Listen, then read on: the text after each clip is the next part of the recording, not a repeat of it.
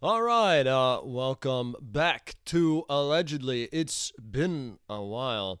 Aspire as your host as always with Marcel. Say hello. Today I'm being hosted at your place. It's really nice change of the place. Yeah. Yeah, I mean, it's nice to have a convenient place to do this sort of thing, and especially to relate kind of to the subject we're about to get into. So we're at my home here, and one of the things that many polls received last week, this book right here, Safety and instruction. I think you also got it today into your mailbox. Yeah.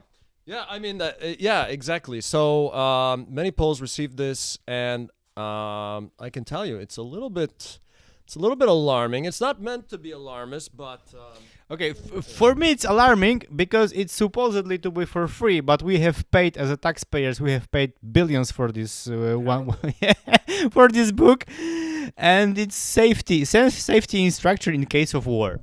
So tell me, Aspire, are we threatened by any war now, or it just government trying to scare us off? So we focus on other things rather than corruption or any scams by the government. What do you think, or is it necessary for us to receive it?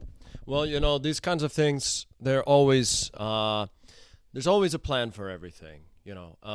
However, this concerns me for a reason I mentioned in a short video that either it's already uploaded on YouTube Shorts or it will be very soon this week.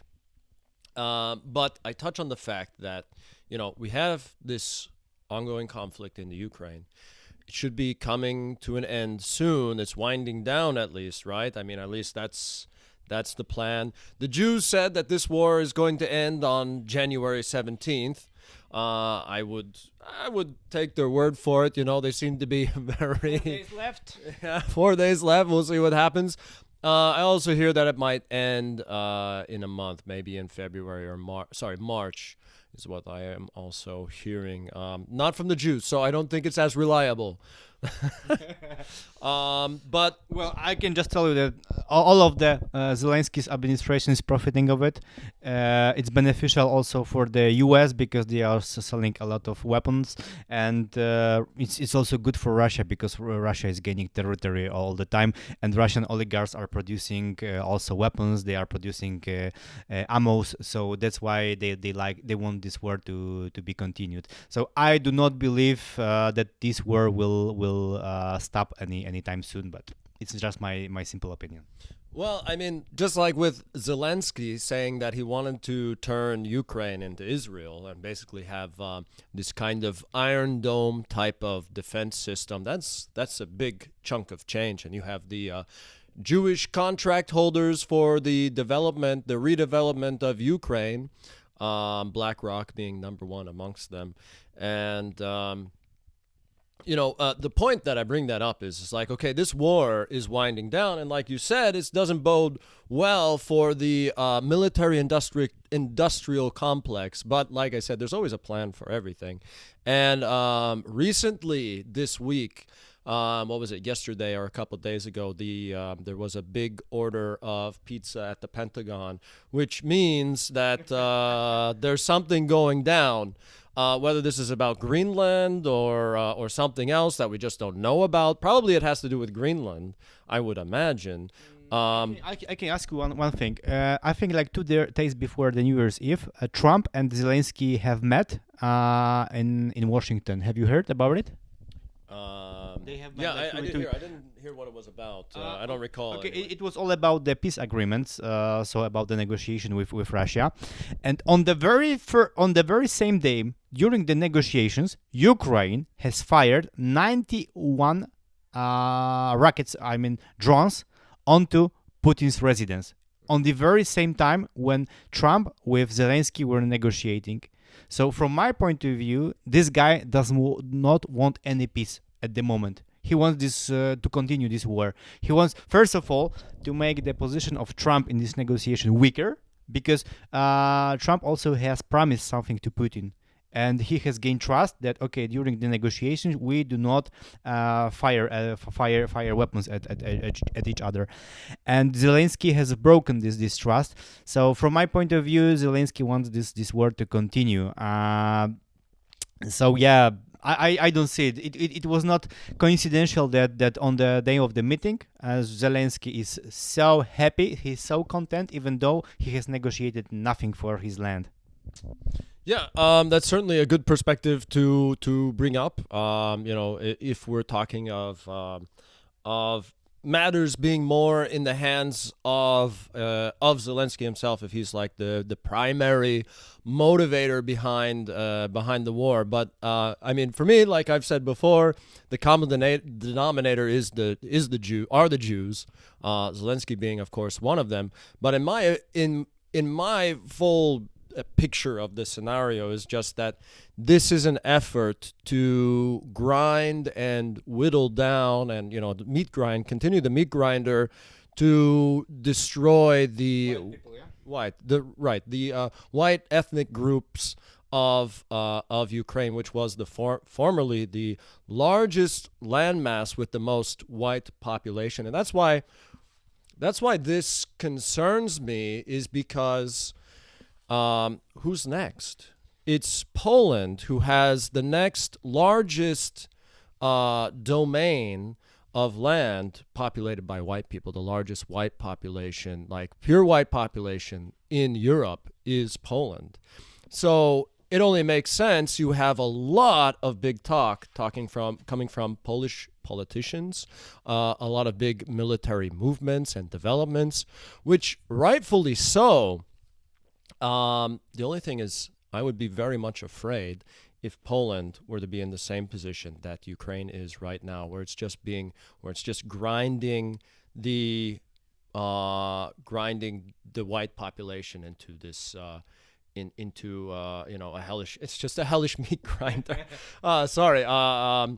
But yeah, so that's my biggest fear with this, and I don't really think. That's why I think that a nuclear event is really something that's not really on the table for the Ukraine war or any war in the future, unless it suits their needs. But I think it's just used as a scare tactic because a meat grinder is so much more effective as far as, the military-industrial complex gets what it wants. Essentially the Jews get what they want in as far as they're getting the money, they're getting to develop higher military technology, and they're eliminating Aryan whites to boot. So, have you heard that recently Trump has increased the budget for military by $2 trillion? It's recent or by 1.5, but recently it's like $2 trillion, and he wants to add up 1.5. Have you heard about it? As I understand, it was 1 trillion, and then it was increased by $500 billion.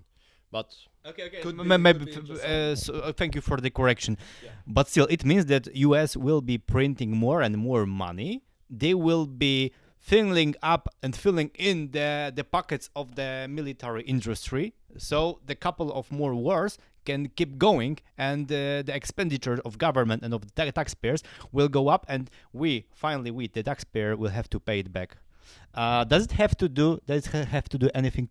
Does it have to do anything in common with the fact that Trump was sponsored during his campaign by a military industry?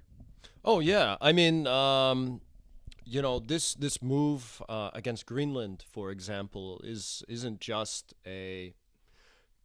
It's not just the securities. I mean, they've already mentioned it, that the Greenland has all these untapped resources that they can gather, that the United States, just like with Venezuela, we're the ones with the production capacity to utilize the crude oil there. And it's the same thing with Greenland. Whether I'm not sure if it's rare earth, but Greenland is just chock full of resources that have gone untapped because it's just a country that doesn't have the abilities nor really the need for it. To excavate, yeah? Yes, yeah, exactly. So the United States, they seem very keen on moving in. it would benefit the Greenlanders in the short term. I mean, they're talking about offering 100,000 per resident, which probably turns out, I haven't done the calculations, but probably it turns out to be quite cheap because the population there is not significantly high. Maybe in the realm of what would that come out to? It's basically like purchasing Greenland for $1 billion or something like that, probably even less.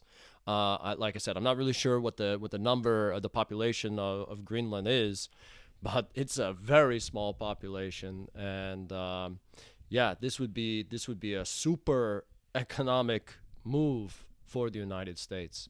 Interesting if the people in Greenland got already this safety alert and this safety instruction. United Okay. States is coming. I can tell you that like around half a year ago, our Minister of Defense has said that he has already prepared a safety backpack in which he keeps all of his first aid needs and first needs, like things, I don't know, like pens, like water, whatever, and he's always ready to escape. Minister of Defense, come on. And now these people are encouraging us to prepare ourselves, to brace ourselves, so we are ready and steady to escape our land. I don't really like it. If I don't really think if this campaign should be portrayed this way. Especially, it's like scaring the people without giving them real solution. The real solution would be a shelter, building a shelter that would prevent us from bombing, or at least prevent from bad effects of bombing, or I don't know. Or drone attacks. Drone attacks. Exactly. There needs to be. I was trying to just brainstorm some ideas of just. I don't think I'd ever get around to patenting it, but some kind of cheap defense against drones. My idea is like some kind of portable EMP pistol type weapon or shotgun type, similar in build and style and structure to this EMP directed, an energy directed energy weapon for knocking out drones. However, they probably wouldn't allow something of that grade to fall into civilian hands, and the cost is a lot higher than I anticipated. Yeah, but I would rather. I'm pretty sure they could actually do something like that. They could make it cheaper, and yeah, maybe we're not quite there yet, but it is coming. I mean, drone warfare, we're here. It's here, and that's what we're having to deal with. Do you yourself feel threatened here in Poland, that anywhere is coming to Poland? I personally do not feel any threat now. I think that this war has gotten stuck 4 years ago in Ukraine. It doesn't move backwards or forwards any step. So I personally don't really feel it. I don't think that Russian soldiers will come to Poland. They will be rather maybe in a couple of years some bombings, but I don't really think if there is any need to escape now. Well, I do feel threatened. Like I said, like talking about the largest white countries in Europe, I think that Poland is being fattened up like a pig, being prepared for slaughter, being prepared to be put on the chopping block. For this reason, and what you see, like I said, with the military buildup and things like that. Sure, there's been military buildups for a long time, just like with China. China hasn't done anything yet. Not to say that they won't. There are theories that, okay, well, if Russia is weakened enough, then China will move on Siberia or something like this, and take those territories. However, I've always been kind of the opinion that that Russia hasn't played its strongest cards. That when it comes to the practice of warfare tactics, the oldest method in the book. The name of it. I've been trying to come up with it while I've been talking. But in Sun Tzu's whatever handbook on war, appear strong when you are weak, appear weak when you are strong, and that's really the method that I think that Russia has been following, is not to appear very strong. But then again, They do have a history of mishandling their resources for quite some time. Have they learned from their mistakes? Maybe not. But then again, you could look at Russia from from the perspective of World War II, and all it took was the injection of foreign funds from some bankers to give them the edge they needed on World War II to producing just thousands of tanks in a moment's notice. And now that we've adjusted the industrial capacities, the automation, the machinations that make this kind of warfare happen, maybe Russia could produce some kind of large military. But do they have the people for it? Do they have the resources for it? I would say actually yes, they do. I mean, more so than they did in World War II. So I would still say that Russia is a very serious threat, and will be used as a tool. They've been really building a lot of propaganda. I didn't realize that there was such strong propaganda in Russia to really dehumanize the Ukrainian people. I thought there was, I'm not for dehumanizing any kind of white people. I know there's a lot of, understandably, a lot of animosity against Russians. However, they are white. They are our Aryan brothers, let's say. And not everyone thinks the same, but they really have a lot of strong propaganda, and they really just think of the Ukrainians as subhuman scum, and it's very sad. So who knows what they think about the rest of the West, and as far as the mentality of their military goes. So they could be very well preparing for a launch of invasion. I mean, it's just like, why go for people say that, Finland or the Baltics would be the optimal choice for Russia because they're neighbors. It would be a really easy thing for them to do. Well, then you have to think about the backlash. If you wanted to eliminate your biggest threat, which would be Poland, has the most maybe competent military as far as numbers go. Yeah, you have the UK, you have I mean Norway. All these countries have some very sophisticated defense systems, but would they actually use them? Would it be essentially filibustered by this whole thing, like why we didn't give a strong reaction to the invasion of Ukraine? Like I said before, Russia could have conquered Ukraine quite quickly. And the European Union could have kicked Russia out of Ukraine in a moment's notice. But no, they've gone down to this method of just grinding away, so that there's this just kind of war of mediocrity where nothing is really accomplished except for the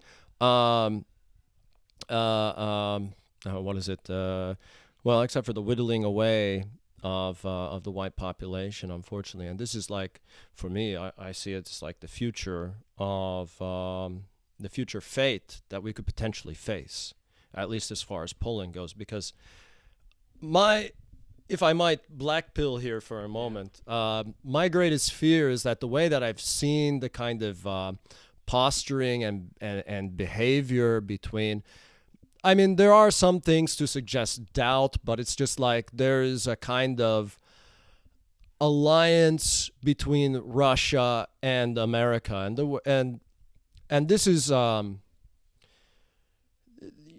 they can act right and pretend that we don't really like each other. I mean, Trump says so many things like I mean, he even said even cursed about, the kind of actions of Putin, and that, he doesn't really want peace. And then he flip-flops, and he's just like, okay, Putin, he's a very intelligent guy. He knows what he's doing, blah, blah, blah. And just flip-flopping on the issue. But really what's happening is behind the scenes is that these two are supporting each other to loot Ukraine, to extract the resources there, just like they're extracting the resources out of Venezuela. And we could look at the silver lining like this is going to be better for the Venezuelan people, probably. This will be better for the Greenland people, probably, for the short term. Maybe, who knows how long the short term might be. But, funny enough, I was just learning about after there was a YouTuber who visited Venezuela and how the crime has decreased in countries like Venezuela significantly. And can you guess why crime has decreased in Venezuela? Maybe because there were some ruthless dictator at this time. Maybe that had something to do with it. Maybe dictators, like Maduro, were saying, okay, maybe they were being hard on crime. What was his name in the Philippines? Do you remember? I don't really remember. Yeah. Hardcore dictator. The right wing kind of loved him because he was going really hard against the criminal elements of the Philippines. But then it turned out, he's just another actor. Another cog in the wheel, so to speak. But anyway, no, it was thanks to people like Joe Biden, allowing for the open borders. I mean, I don't mean to sound cliche at this point, but it's just like the open borders of the United States allowed for the import and flooding of so much criminal scum from all the way of South America. I mean, these caravans of tens of thousands of people who migrated all the way up so they could invade and cross the border into the United States. And then we have problems like, like this Tren de Agua or whatever. It's the Tren de Agua. No, it's something else. But the it's not even just MS-13, sorry, because they're Mexico, but there's this other criminal gang organization who are even made up of, or they have former military training, and they have former military officers working in their ranks. That's how well sophisticated these types of gangs are that came from South America all the way to the United States, into Colorado, which is the heart, it's the center. For the Poles who don't know, it's like Colorado is in the center of the United States. It's the Rocky Mountains. And they started to kick people out of and this is unheard of, never seen before, kicking out residents of apartment buildings and taking them over. And the Colorado government, particularly because this was happening near Denver, is the capital of Colorado. They were trying to keep this hush-hush, nothing happening, and then they just had to own up to it because these videos started to show up online, security camera videos of the kind of thing that they would do. They would show up, six to 10 men show up to the apartment, to the flat, with guns blazing, and kick the people out. And like, now you have to pay us. We're the landlords now, and like the company, I think, started to complain because it was, the company of landlords whoever's owning this was complaining to the government. And again, it's been swept under the rug. There was police action, and then it was just like you don't hear about the story and how firm they were against this cartel, against this gang. Who knows? But yeah, thank you, Joe Biden, for, South Americans should be thanking Joe Biden. Joe Biden. They should be having posters celebrating, thanking Joe Biden for making South America great again. Thank you for making it safer in Venezuela, even before Trump. So now, Venezuela can be quite a nice country, maybe. Yeah. I think we should skip to Venezuela in the next episode. This one, guys, I wanted to sum up. Safety measures, desperate times for the desperate measures. Check this out. Yeah, and also to plug a really great publisher, Arctos and Arctos Media. CBRN, this book right here, and I don't agree with everything that the author Piero San Giorgio has had to say as far as maybe his philosophy has changed. He seemed maybe a little bit ignorant about the JQ and maybe race relations, but still very intelligent guy. And this book can prepare you for everything. Focuses talks about COVID, but CBRN, chemical, biological, radiological, and nuclear events. Speaking about having a backpack, being prepared to to leave your home. To flee, yeah. Yeah, to flee, whatever. But yeah, this will tell you everything you need, how to act accordingly in a situation where you might be at risk to one of these factors. And, it's always good just to have a survival pack ready to go. Maybe practice rucksacking with your family to the nature. It can be a nice experience, Get your backpacks on and just take a hike out to the woods and, have a fire there, cook something just to acquaint your family. And it's not to fearmonger, but just to acquaint your family with the idea of doing something like this. So it's not like a panic attack for them. Like, oh, why are we going to the woods? No, just taking some supplies. We're just gonna go on a hike, and yeah, just enjoy a fire with a fire cooked meal. So yeah, check it out. Check out Arctos, by the way. Enjoy. Yeah.